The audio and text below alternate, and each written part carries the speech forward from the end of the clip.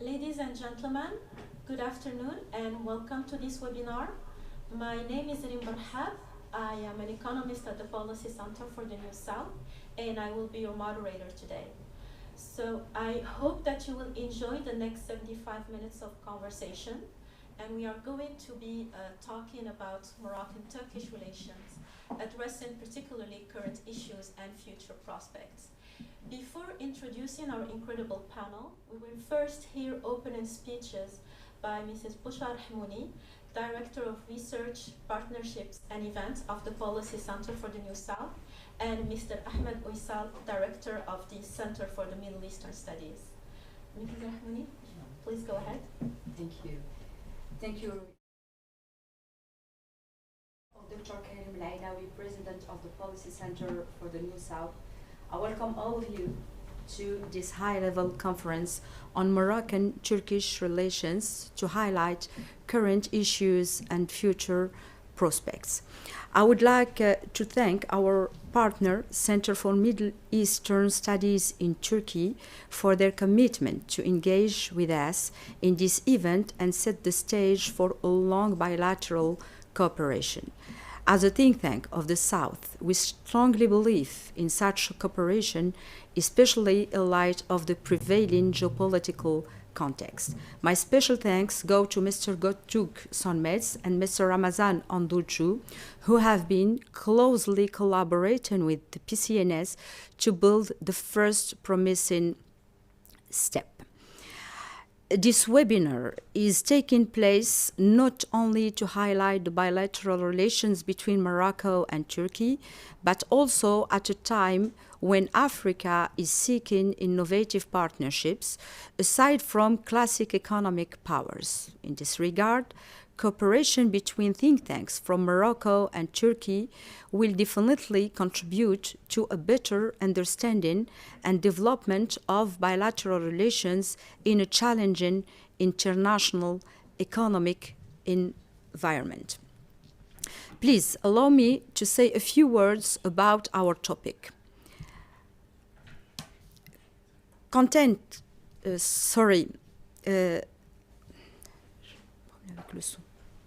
The economic partnership between Morocco and Turkey dates back to 1982 and has been evolving ever since to meet the shifting requirements of a greater Mediterranean integration.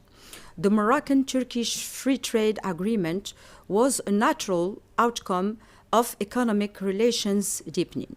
14 years after the agreement entered into force, the flow of bilateral trade jumped into a new level, rising from $570 million in 2005 to over $3 billion in 2018. And this free trade agreement need to be negotiated and renewed. Increasing Turkish-Moroccan cooperation can entail also a clear, comprehensive, fully fledged strategy in the regional and continental context.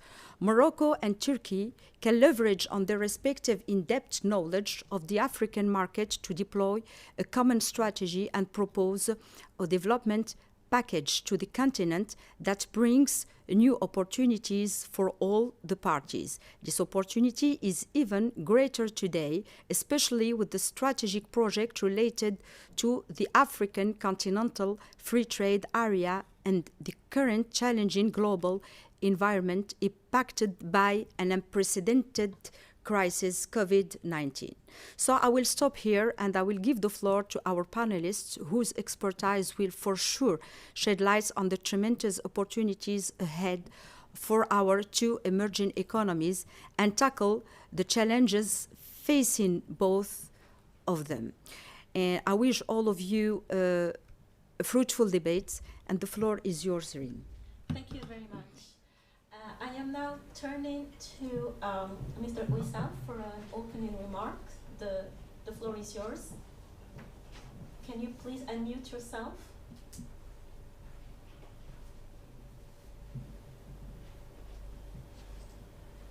Thank you very much. Thank you. I am also glad to have it. To have all these valuable panelists and also cooperate with the Policy Center for the South, for the New South.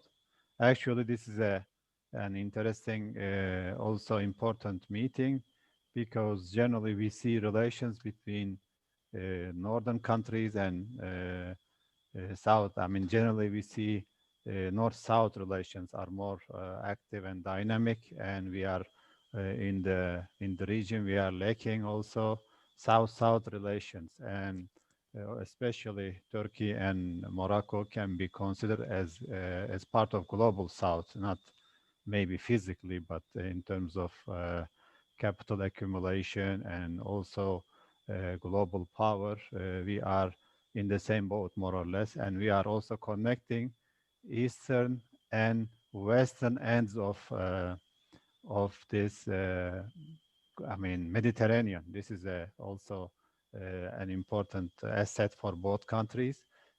One is on the edge of Northeast Africa and also close to Europe. We are also bridging Europe and Asia, and also at the eastern and northeastern end of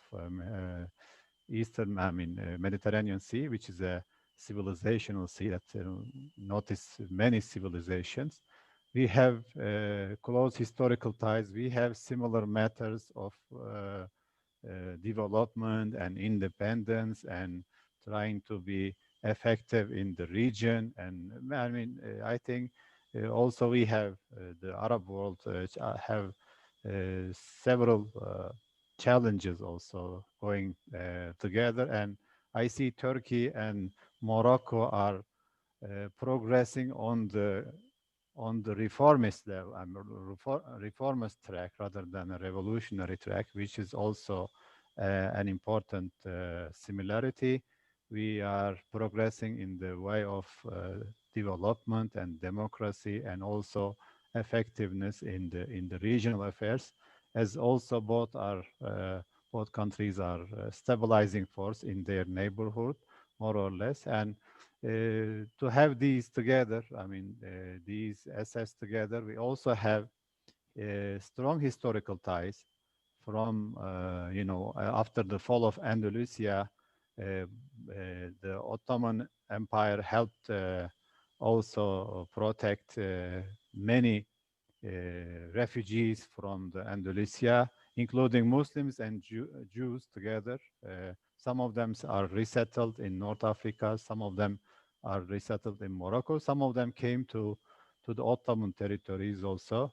In 1578, when Sebastian wanted to take over Morocco, also, Ottoman army in Algeria helped to stabilize the country, and even the Jews benefited from that, and they actually remember the Sebastian better than us, because they threatened also Jews to to catch them in Morocco, not only in Indonesia. And we have common background also, as friendly relations from both sides of the Mediterranean.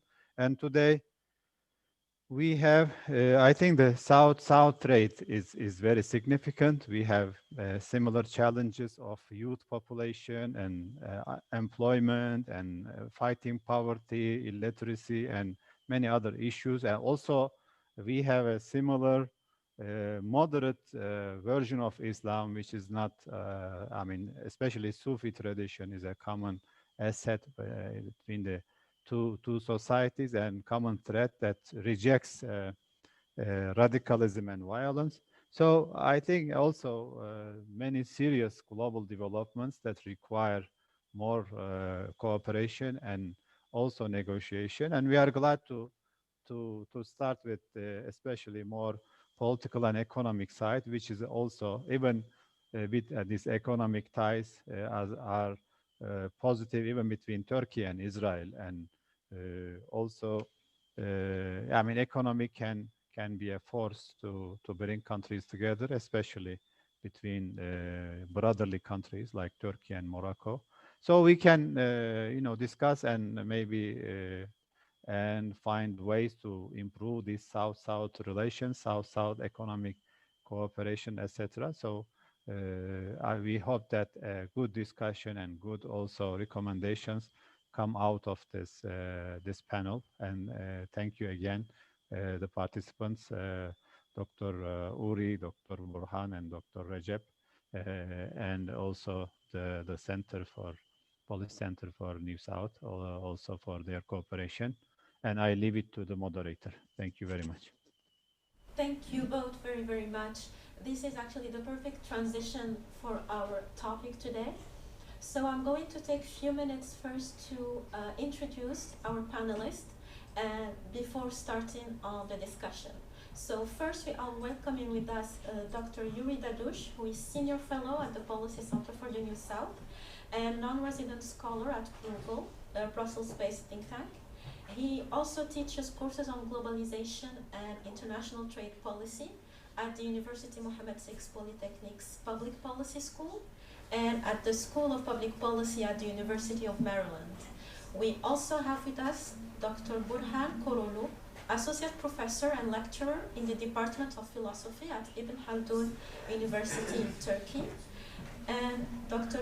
Recep Yorulmaz, Director of Economic Studies at the Center for the Middle Eastern Studies and Assistant Professor at the Yildirim Beyazit University in Ankara, where he teaches public finance in the Faculty of Political Science. So our distinguished panel in the next 75 minutes or so will have what I hope will be a robust discussion about the Moroccan-Turkey relations. As you may already know, and as it has been mentioned before, economic ties between the two countries are not new, and the first partnership framework facilitating trade and economic ties dates back to 1982, and since then both countries have embarked in a series of cooperation agreements. And the focus of our panel today is to contribute to a better understanding of those bilateral economic relations in light of current international challenges and opportunities. I remind all the participants that they can at any time write to us their questions either via the Facebook or YouTube page of this event, and we will forward those to our speakers. So without any further ado, let's hear first from the Moroccan side, and I am inviting Dr. Dadush to give us his perspective regarding the Moroccan-Turkish economic relations.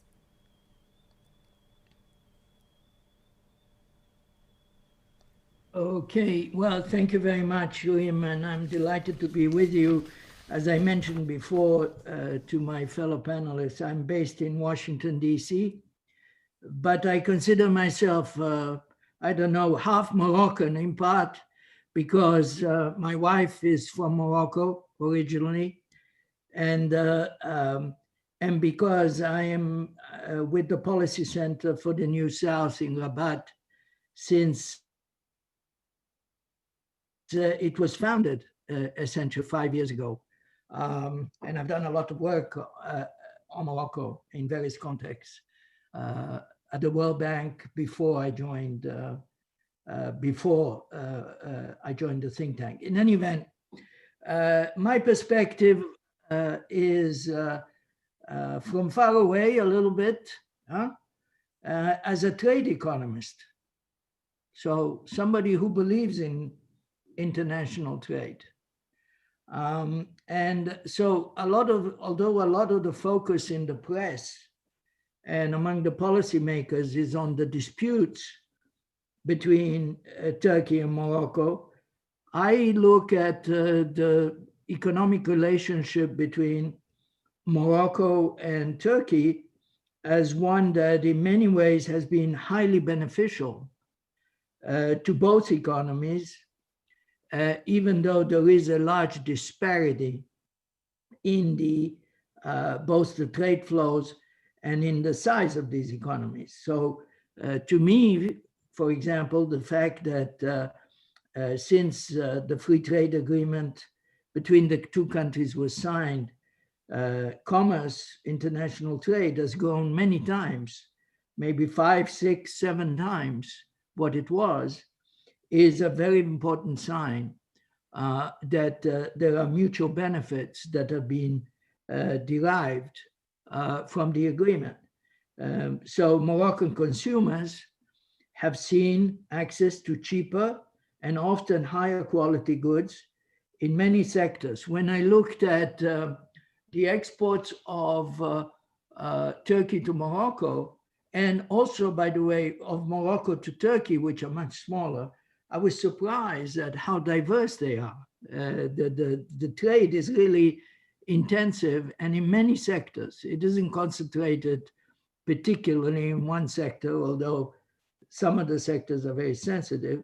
It's a very diverse trading relationship, which again is a very good sign, because not only consumers have benefited in Morocco, but Moroccan producers have had access to cheaper inputs, whether it's textile fibers or metals and steel, another very sensitive sector. With the agreement, Turkey overcame the asymmetry that is built into its customs union with the European Union, okay, where basically, because Morocco has a free trade agreement with the European Union, it has automatically access to the Turkish market, but that is not true in the other direction. And it's one of the important motivations why Turkey got into the agreement. And interestingly, Morocco's interest in getting into the agreement in the first place, even though technically it has access to the Turkish market anyway, was because its textile industry was especially interested in access to Turkish fibers. Now it's a bit of a paradox that the textile and garments industry in Morocco is the most concerned about the bilateral relationships. I should also stress that both countries benefit from the fact that they have access to growing markets. This growth actually is not easily found, unfortunately, in the Mediterranean basin, for the simple reason that the European Union itself is one of the slowest, if not the slowest economy, growing economy in the world. So there's very little growth in the European basin. A lot of the growth is occurring elsewhere. And Morocco, which has, a decent growth rate over a long period, you're looking at 3-4% growth in GDP. And Turkey, which has had, of course, a very volatile growth rate, as we know, but nevertheless a relatively high one. These are very promising situations. Moreover, Morocco has access to the Turkish economy, which has twice the population of Morocco and 4 times the income per capita of Morocco. So actually, these are not exactly the same economies. The Turkish economy is much wealthier, much more advanced in many respects than is the Moroccan economy. Of course, both economies can benefit from the harmonized rules of origin and the accumulation of rules of origin under various Mediterranean agreements to integrate their production structures to be able to address not only the European market, but also potentially where the accumulation of rules of origin has been agreed, but also potentially in the long run, the African market. Turkey, like Morocco, has a very strong interest in Africa as a long-term market opportunity. And as already mentioned by Bushra, the fact that we have the ACFTA now, the possibility of greater integration within Africa should make both parties more interested in collaboration. Let me say a word about the dispute. Just a word on the background. The protectionism that both Turkey and Morocco accuse each other of, unfortunately, has gotten a lot worse around the world in the last 4 years. And I put a lot of the blame, personally, many people will disagree with me, But I put a lot of the blame personally on the United States and the Trump administration and the various policies that it has pursued that undermine the trading system in many ways. Now, we are coming at an end. We have come to an end of the Trump administration, and I expect the Biden administration certainly not to be a soft touch on trade issues, but it'll be much more constructive than has been the Trump administration. The Biden administration will be much more constructive. So that's the background as you go forward to various policies that are being pursued across the world, including in Morocco and in Turkey. The big dispute, of course, fundamentally is over the bilateral trade deficit, which is very large and has gotten larger between Morocco and Turkey. As a trade economist, don't be surprised. You're not surprised if I tell you that we shouldn't overemphasize bilateral trade deficits, that it's very important to look at the total picture of trade. And it is inevitable that you're going to get bilateral trade deficits with some, bilateral trade surpluses with others.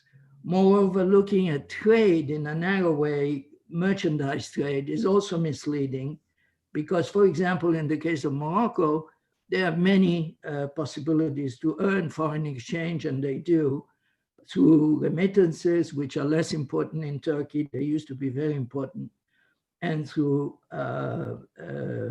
tourism, which is also very important for Turkey, et cetera, et cetera. So looking at just the bilateral trade deficit is a very narrow way of looking at the trade balance.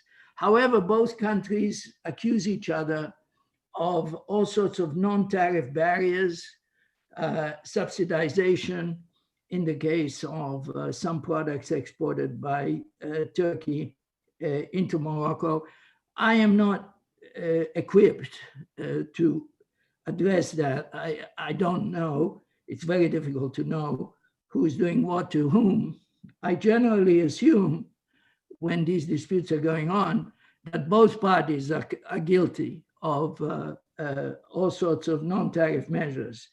And I must say that in the case of Morocco, it is not a good sign at all.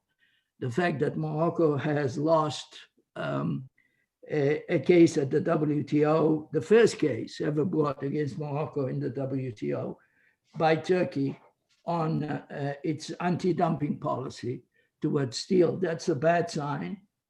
It's also a bad sign for Moroccan trade policy that tariffs are being raised not only against Morocco, not only against Turkey, but also again the MFN tariffs of Morocco have been raised in over the last year or so.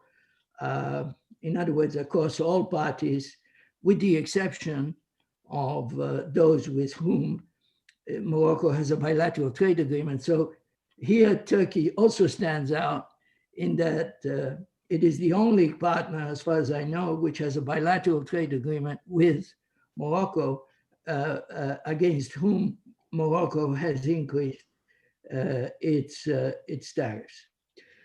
So that's on the Moroccan side. I'm not very encouraged. I'm generally not positive on Moroccan trade policies. And I've written on that in various contexts. I'm very concerned about the direction that Moroccan trade policies are taking. At the same time, Turkey has to recognize that its main exports, some of its main exports to Morocco, which include textiles and garments and steel, are extremely sensitive in Morocco, especially garments, given the effect, given the importance of employment in garments, which is the most important employer in Moroccan manufacturing.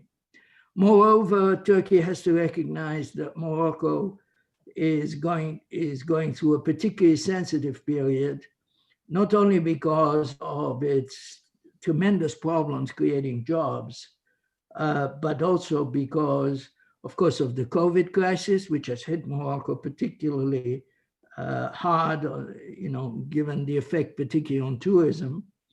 And Morocco has actually seen its exchange rate appreciate in a significant way vis-a-vis Turkey, at least in nominal terms. I haven't looked at the real exchange rate between the two, but I suspect there's been a substantial real exchange rate appreciation of Morocco vis-a-vis Turkey.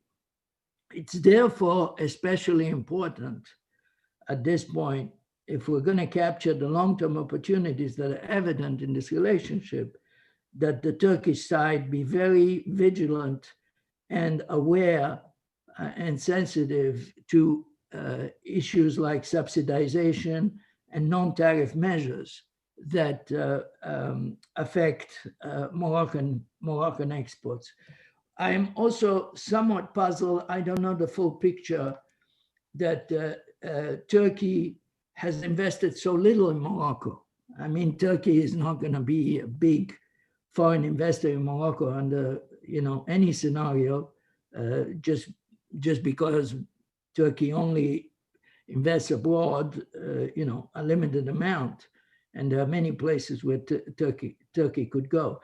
But it is puzzling that Turkish investment in Morocco is so low, and Moroccans, of course, because of the geopolitical situation, are very, very sensitive to the fact that they see much more Turkish investment, which is small to start with, go into its neighbor Algeria than into Morocco.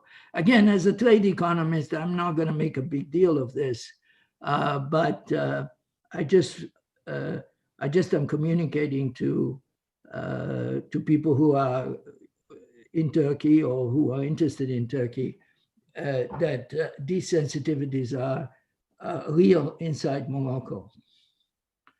And I'll stop there. Thank you. Insightful perspective. Now turning to the Turkish side, I invite Dr. Burhan Koroglu for his to share with us his point of view about the same question.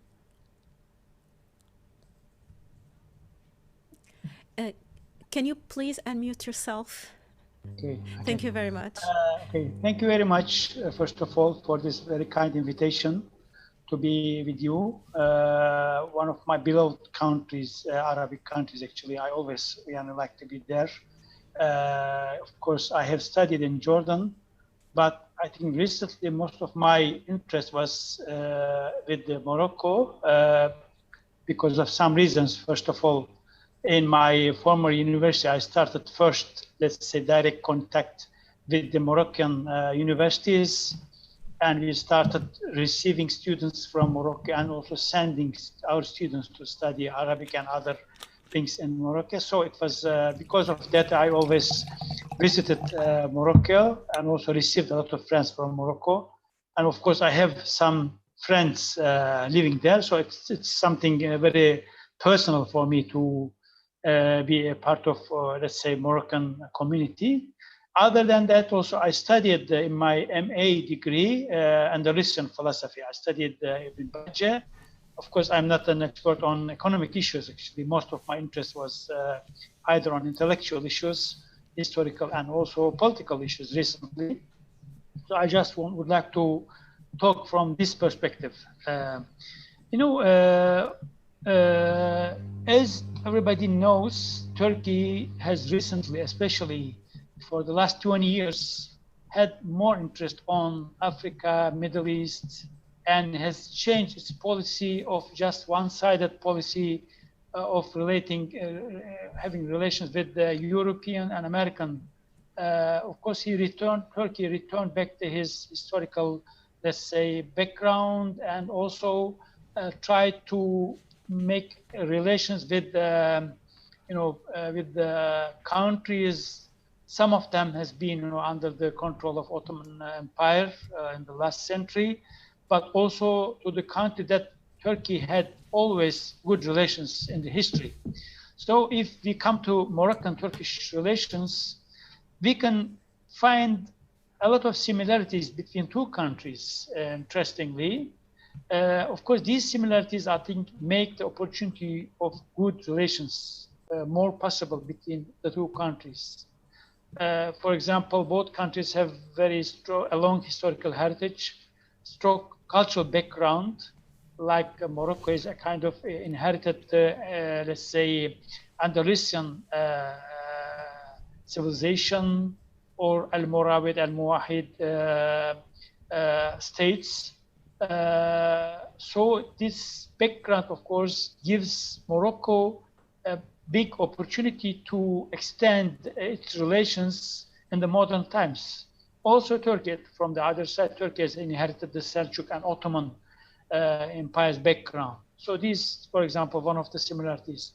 Also, both countries have very strong relationship with the West, with Europe traditionally, from time to time between through wars or through also relations, trade and other cultural relations also.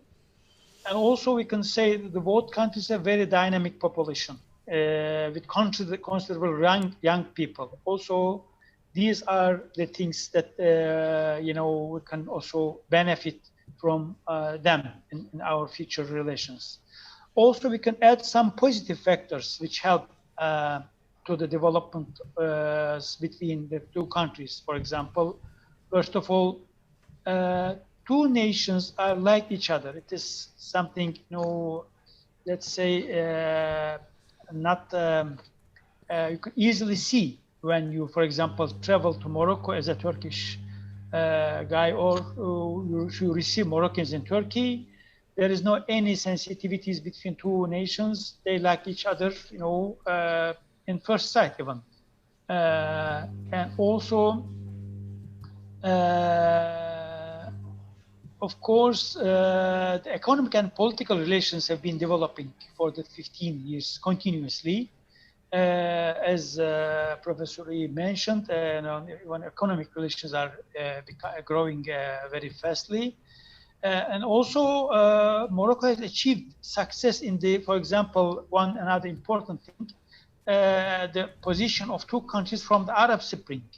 After the Arab Spring, maybe Morocco has established a positive example of dealing with the Arab Spring. It has changed its system to cope with the new democratic demands of its people in Morocco, and they could easily cope with the new system.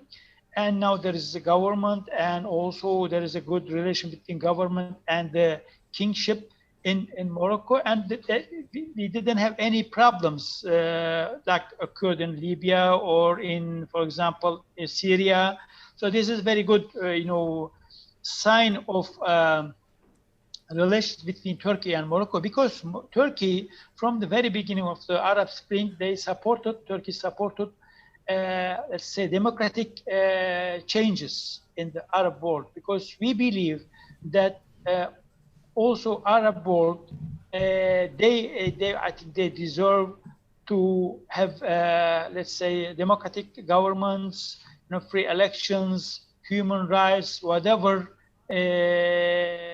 we have been lacking in our history, because Turkey itself, lived this struggle.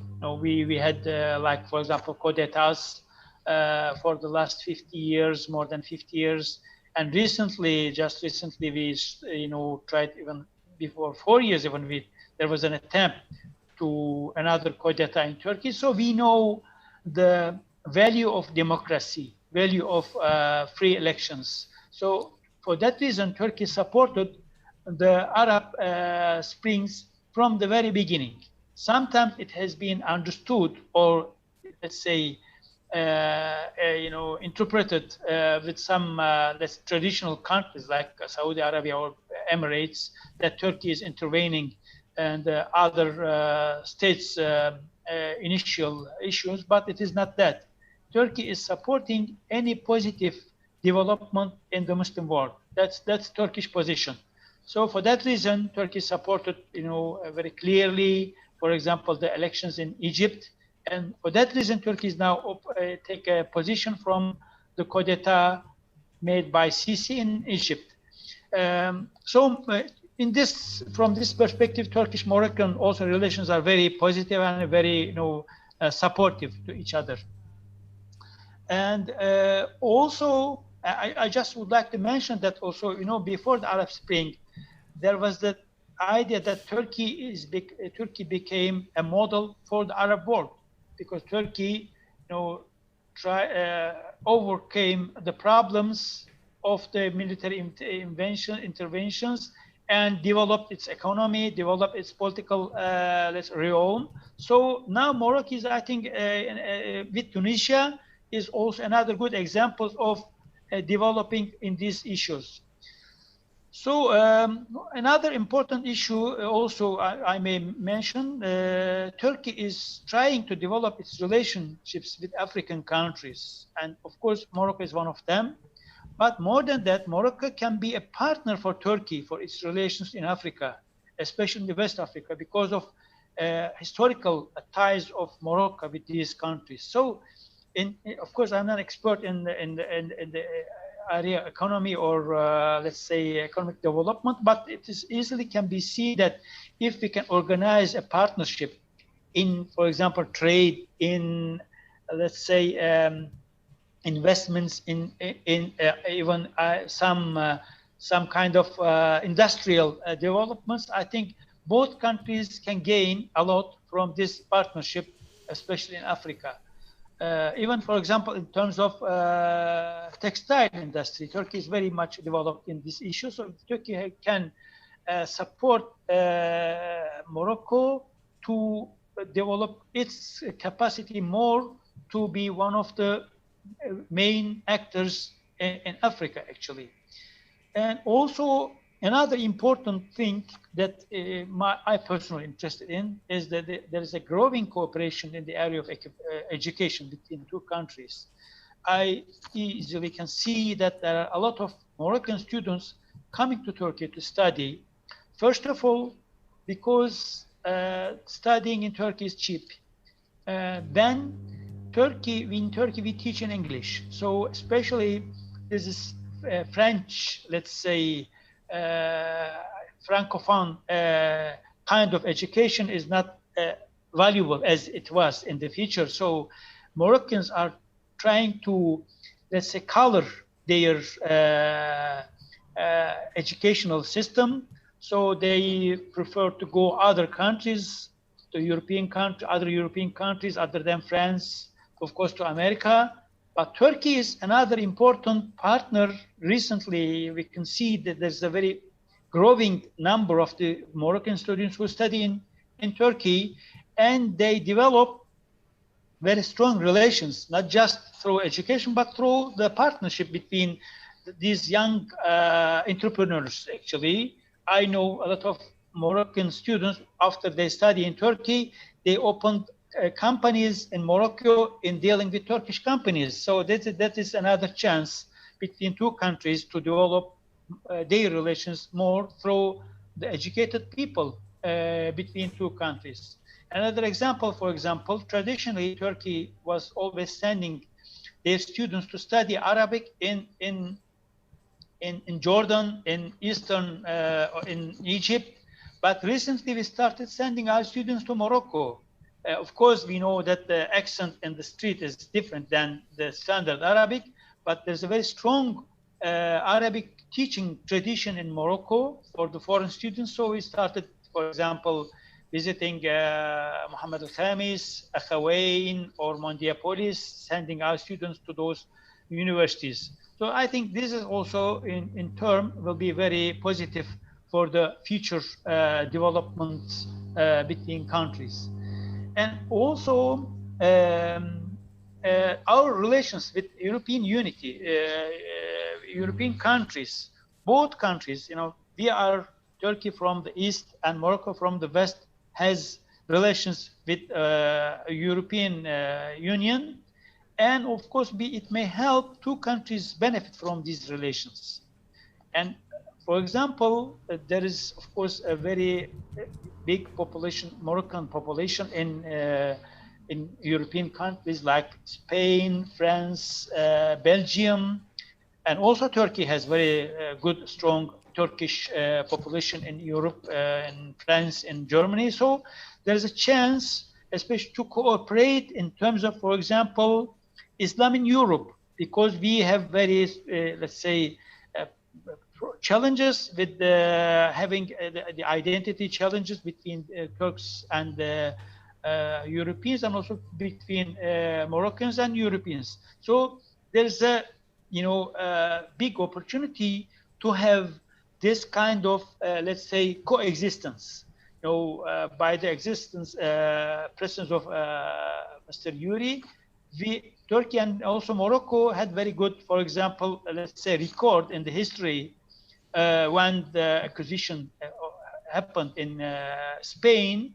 Turkey has received, Ottoman state has received a lot of Jewish immigrants, and also Morocco has received Jewish and Muslim immigrants, and they have lived for the last 500 years in peace in those countries. So also this is also a good example of coexistence with the Europeans, because we became we became a global community, so we should reconsider whatever happened in the history. So especially the European approach to Islam in Europe is not very welcoming.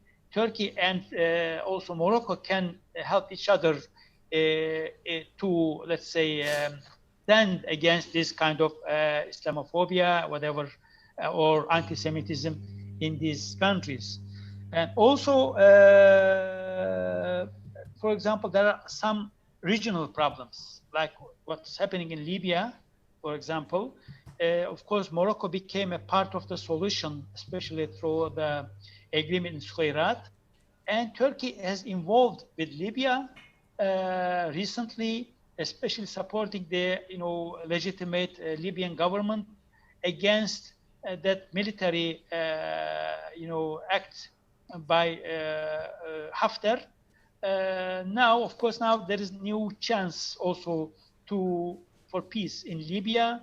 For example, without the Turkish support of the legitimate government, I think now we were just going to talk with another dictator in Libya. So I think maybe Turkey and Morocco can work on this issue to a better future for Libya or for the region for the coming years. So these are the things that Turkey and Morocco can, I think, work together.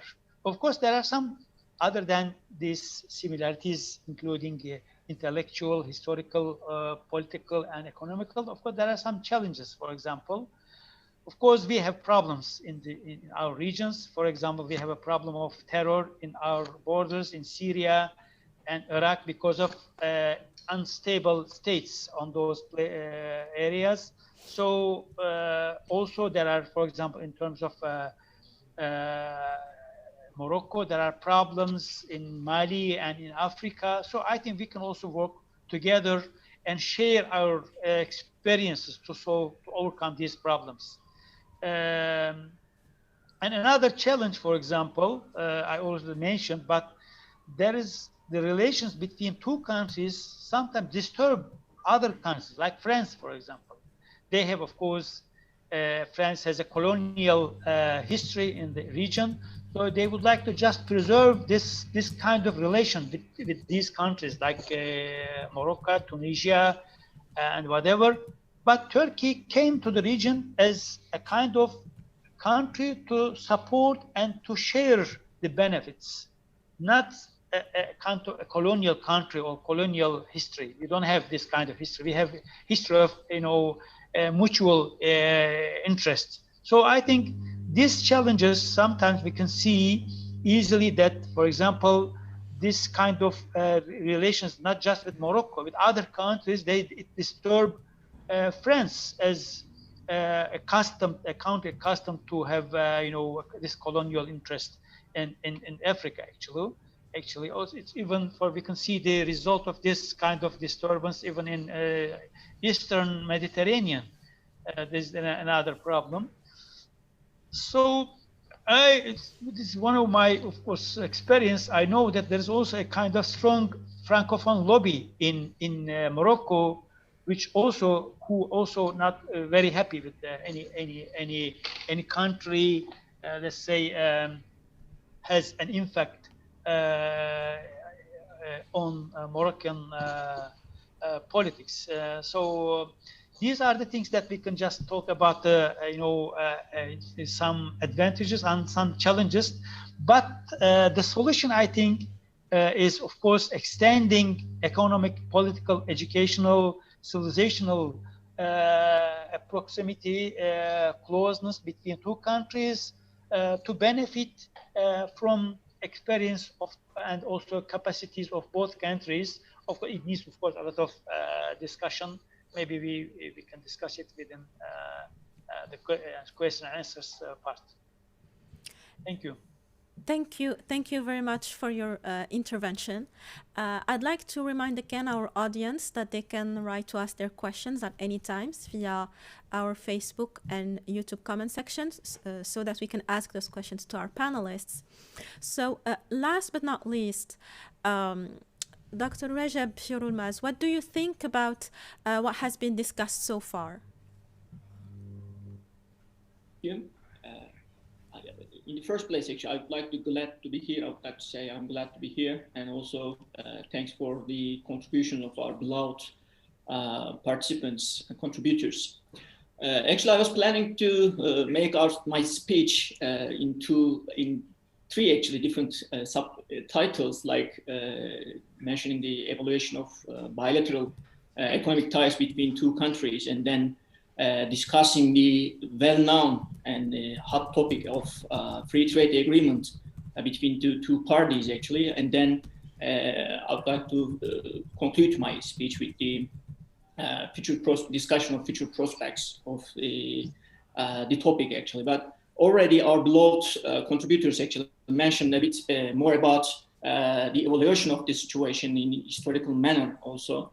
And also thanks to Professor Uri, he kind of mentioned more about the international trade issue, which is kind of important in terms of these cases, actually, these specific cases. I'll try to, as a public finance guy, I'll try to give aspects of fiscal policies, actually, in terms of taking the case in terms of fiscal policies, because it's more like both an international trade issue, and also there are many issues in terms of the fiscal policies. We do analyze these topics actually closely at ORSAM. Thanks to our team, we've been analyzing many other similar topics actually in the region. Each region we have specific experts, and as a director of economic studies, actually, I'm just actually coordinating this research. Also, we have upcoming visit to Maghreb countries, actually, especially we will be in Morocco soon to prepare a report, sustainable growth, in terms of the topic of sustainable growth soon, hopefully. And I hope we can meet there again. So in terms of the case, actually, the evaluation of the economic ties between two countries actually is not that unlike the historical ties and cultural ties between two countries, two nations. The economic relations actually does not go back in early times, actually, unfortunately, especially after 2002, with the new developments of Turkish policy, actually, as well as the economic policies, both political, both foreign policies, and both also the economic policies in terms of the neighboring countries, actually, in Turkey. This kind of perspective and aspects of looking this foreign policy actually has reshaped. Before 1990, before these years actually, in the 1990s, the situation of Turkey, the economic situation, and as well as the political situation was more like undergone to coalition governments, and at the end of that decade, actually, we faced the kind of more bloody and worst financial crisis in our history, actually, in 2001. And then with the new developments of the political situation in Turkey and the establishment of political stability in the country, actually, the focus on the especially African countries or Francophone countries actually has changed.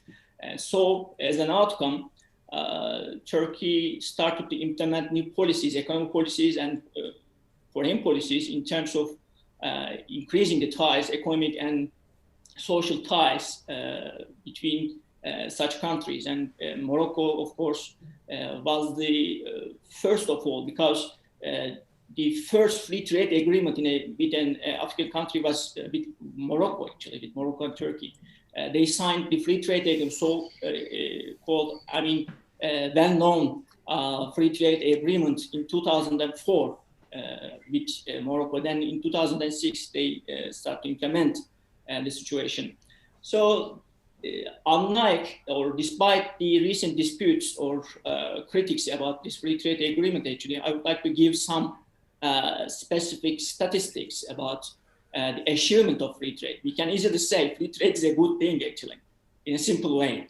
It's not ever, because some critics actually show, especially in Morocco, showed this case a bit kind of see this free trade as an evil. But I think it's kind of an interesting argument as an economist, actually. But for the entire population or the entire society, we can say that free trade agreements most of the time is beneficial for your economy, for any country. But unfortunately, in recent years, as Professor Yuri mentioned, actually, in recent years in the world, the economic policies has changed strangely, which reminds us to the times of the era of mercantilist policies, actually. This protectionism and this kind of protective policies kind of reminds us the mercantilist era, which started with the unfortunate Trump administration, unfortunately. So also this topic is kind of combined with other related topics like which they ask, for example, if this is the end of liberal economic policies or liberal economic era or neoclassical era. Even they actually kind of discuss the situation right now, like stakeholder capitalism, etc. And also another arguments are going through, which is about the capital just flees through the East, like China, for example, and also the right now blockchain technology, for example, and today's hot topic again, the hike of the historical hike of cryptocurrencies. Also, they bind this all together. Actually, we called them before futuristics, but now with the new cases, the recent cases in the U.S. actually showed us they may be right. They might be right, actually. If you turn back our topic, the free trade agreement between two countries actually also benefited both sides. How? Let me give you a specific statistic, for example. The bilateral trade actually increased between two countries actually more than 4 times. For example, in terms of Turkey's side, it increased 4.6 times than before after the free trade agreement. But on the other hand, it was not that also result for the Moroccan side. They actually increased their trade, bilateral trade for Turkey, 4.3 times. Unlike their claims about the decrease or shrinkage of the trade side in terms of their benefit, actually, we have also these statistics. And also, we already discussed the situation. Professor Yuri talked about the achievements of the Moroccan side and also the differences between the rationale behind these trade deficits, actually, as the differences between the two countries' economies, actually. But on the other hand, there are kind of other motivations behind these disputes and behind these deficits in the first place. The discussions over these disputes is a bit kind of different in both countries. For example, in Turkish case, the public opinion mostly focused on the political side. Like they mostly discussed the impact of well-known Gulf states actually on this dispute, on this case, specific case. But they missed something else, that this case actually has economic ties and economic motivations behind this.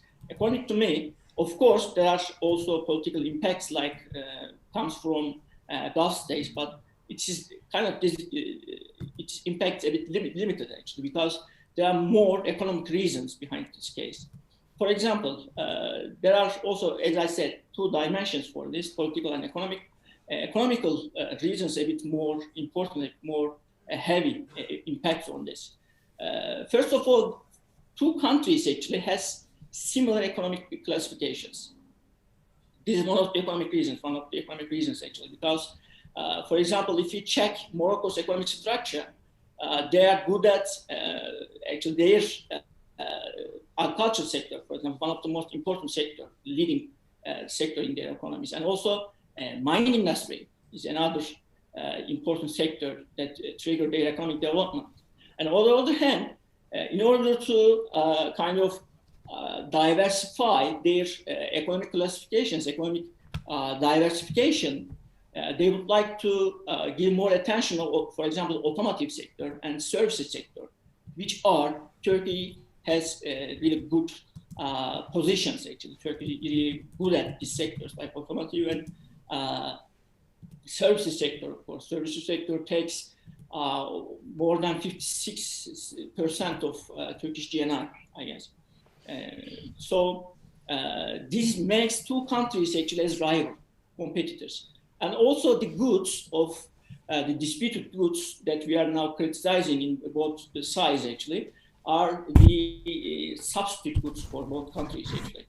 They are kind of a substitute for each other. So that's why I can understand the Moroccan side actually, they are right on that manner because those goods actually are substitute for each other.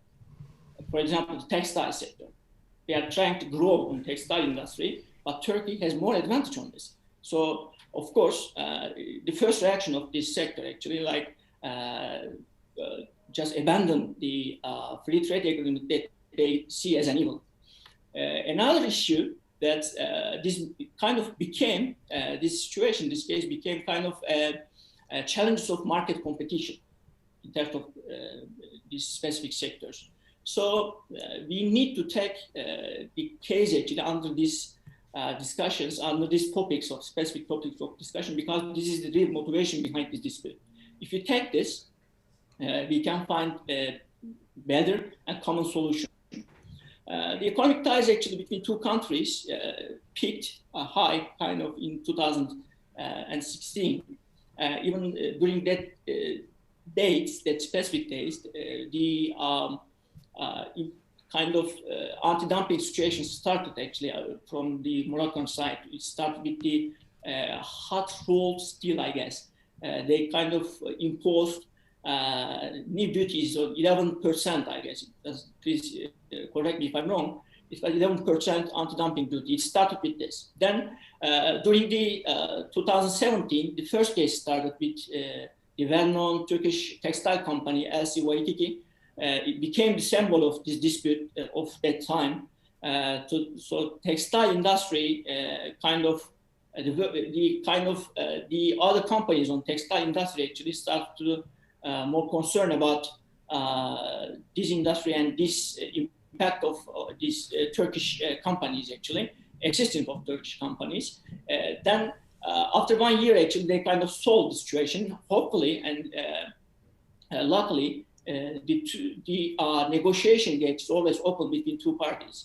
So we can easily say this because ministers from both sides actually can make a sudden visits to solve the problems, because, so they are open to any negotiations. So we are lucky on this. After 2018, when we actually achieved today's well-known to 2020, the year of the evil cases, before the COVID pandemic, actually, another issue just occurred in between two countries. This time, the discount grocery sector actually kind of became the symbol of this new dispute. BIM, the sector of the kind of one of the leading sector in the grocery industry, is kind of common in Turkey also.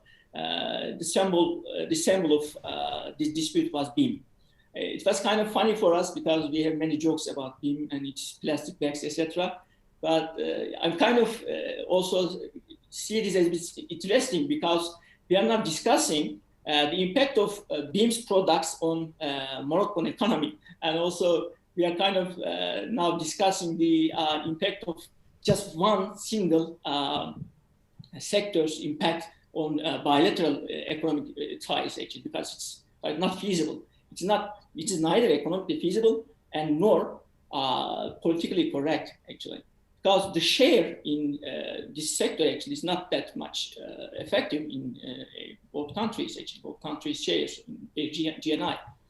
The case is that actually they blamed BIM as they do not sell the products of the domestic products in their stores, and then actually BIM made a kind of statement that they use 85% of domestic products, and also they sell 35% of their share to a UK-based company in order to attain their localization. So they are also making some steps over this. So in short, kind of they made another agreement lately between two parties, and hopefully they will kind of find a solution to get benefit for both sides, actually. So I won't take much time, and I would like to conclude my speech as the prospects of future relations. I understand the aspects of Moroccan side, the direct investment share of Turkey in that country is less than 1%, which is not also desirable level for both sides, since we have strong historical ties with Morocco and Moroccan people. We have to increase, Turkey has to increase its share, direct investment share in that country, even though they don't get much benefit, actually. It's my perspective. And it's also Turkish people's perspective, I can easily say.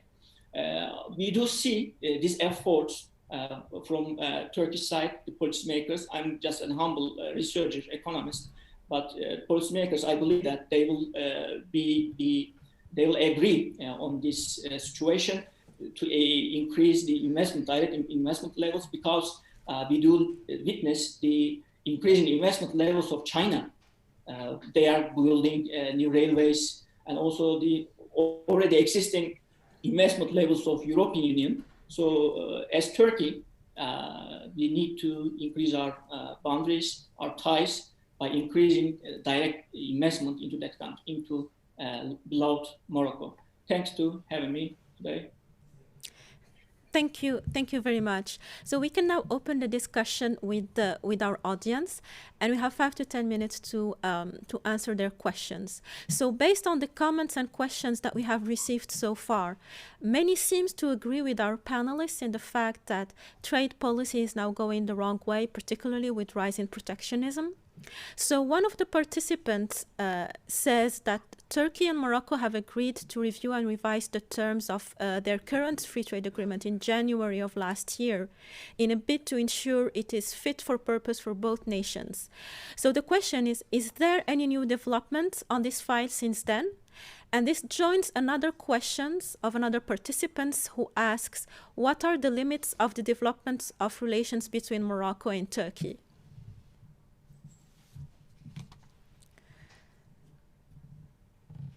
So these questions are not directed to a particular panelist, so feel free to jump in if you'd like to answer. For the development side, if you allow me, I will start with the first part. Sure. Of the, Thank you. For the development sides, as far as I know, under the limits of my knowledge, on August, actually, they made a new agreement between two parties. Alami and Pekcan, the ministers actually, had agreed on the new terms in terms of the requirements by the Moroccan side. And as far as I know, Turkish side actually also agreed upon, and they kind of made a common point actually to also, to make a win-win situation, actually, to create a win-win situation. We are happy about this. As far as I said, as we mentioned before, also Turkey also seeks to get more benefit for the Moroccan side as well. So we can always open to make amendments or make revised revisions for in this free trade agreement. But again, the share in this, the impact of this agreement for both countries actually is not much. For example, they mention about $2 billion of trade deficit in terms of Moroccan side. Also, this is kind of a difference because in Turkish database, the released database from Turkish side actually, it is $1.6 billion, by the way. And there is a difference between two parties, the released databases. But anyway, it's a deficit after all. They're not happy about it, of course, but of course it is kind of a beneficial side for Turkish side, beneficial situation for Turkish side. But of course, they always also declare this, political policymakers. I'm talking about myself, actually, I'm again humble researcher, but also policymakers kind of declared the situation since we have strong ties, strong historical, cultural ties between two parties, actually. Luckily, they kind of opened to any negotiations in time. And again, the answer of the question, on August 18 or something, I guess, they made agreement. Okay, thank you very much. Yes, sure. I mean, it's something about the limits of cooperation between two countries. Actually, it can be easily extended to big amounts because as far as I remember, there were an agreement between two countries in terms of credits from the Exim Bank of Turkey for 5 years. It was almost $500 million, but actually it didn't started just because of, maybe Turkey, for example, contacted the Moroccan side in this issue. Even recently, before 6 months, there was a letter from President of Turkey, Erdogan, to the King of Morocco about starting inviting him to Turkey, and also from his side, his Majesty invited the president. I think politically, because of the tensions in the region, also after that, of course, because of the pandemic, these, let's say, visits didn't start. For example, if we can just, activate this Exim Bank credit from the Turkish side, through a visit from the president of Turkey to Morocco, then it needs just, as I said, I'm not an expert, but it's just some kind of political push from both sides to start this kind of mutual projects easily in terms of mining, textile, and also even some development projects, and especially as Dr. Recep mentioned, the issue of producing spare parts of the cars. Turkey has a very strong experience here, and why not to establish a factory in Morocco in this issue? But it all needs a kind of political push from both sides. In this case, I just would like to mention again that there are some lobbyists in the Moroccan side that doesn't allow this kind of, let's say, dynamic relations. Hopefully we can, overcome these problems as soon as possible.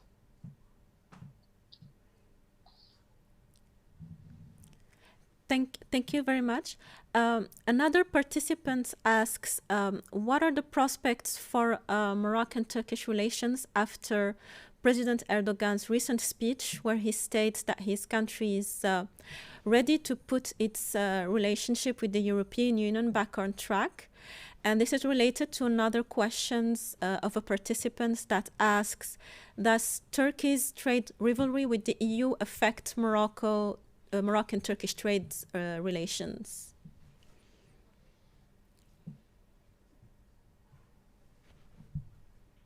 Okay. I may respond to the first one, and the economic Sure. side maybe Dr. Recep. I think the Turkey's relations with the EU is, is an old one, and we have cooperation on many fields, many also standardization. Even European Union accession talks helped Turkey to democratize, even though they now they don't help a lot, but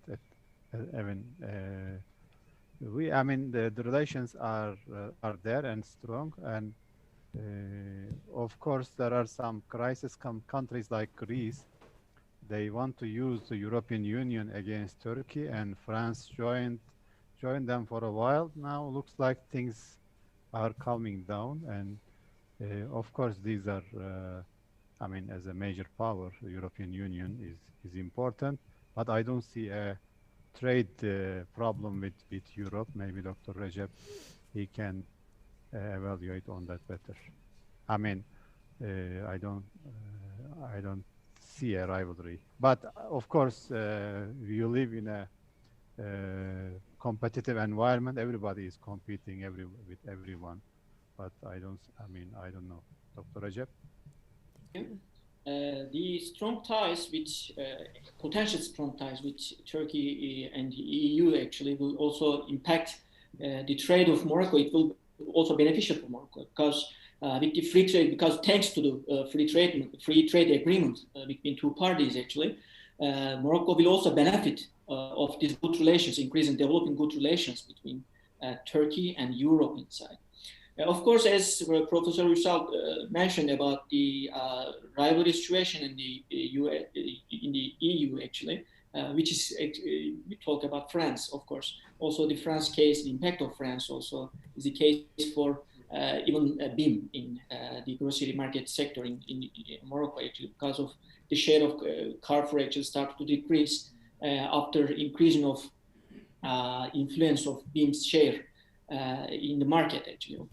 There are many other political issues, but I'm an economist, so we don't dig into that topics, but simply answering of this question, of course, it will be more beneficial, very beneficial too, because they will benefit of Turkey's free duty opportunities to sell their products to European Union through Turkey.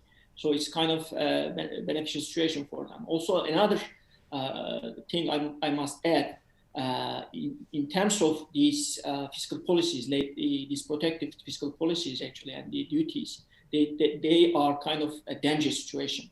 As a US, as a country of US, if your money is a reserve money, you can do such madness actually. I'm sorry for my language, but the Trump's administration actually just doing the madness actually. They did the madness. They started trade wars between other huge powers actually in the world. So it kind of draw us the mercantilist era. That's why I mentioned about this mercantilist situation. So in terms of a country like Morocco actually, imposing more tax or increasing tax duties actually, especially violating the GTTA rules, also violating the international trade rules actually will also harm their economy mostly. Even U.S. economy just affected by their ineffective or unexpected policies, aggressive policies.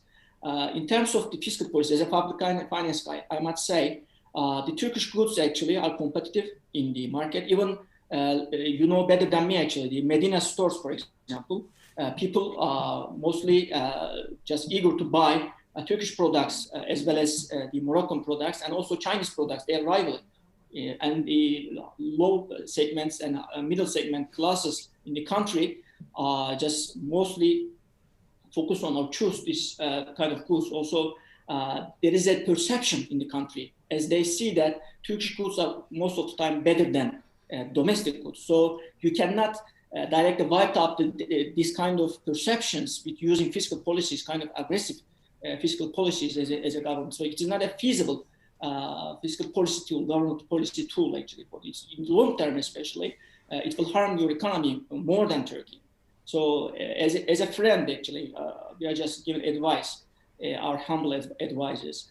So before going right directions actually, and hopefully there are many ways, open gates to negotiations and discussions between the policymakers. Actually, we should be happy, and I think they will turn back these wrong policies.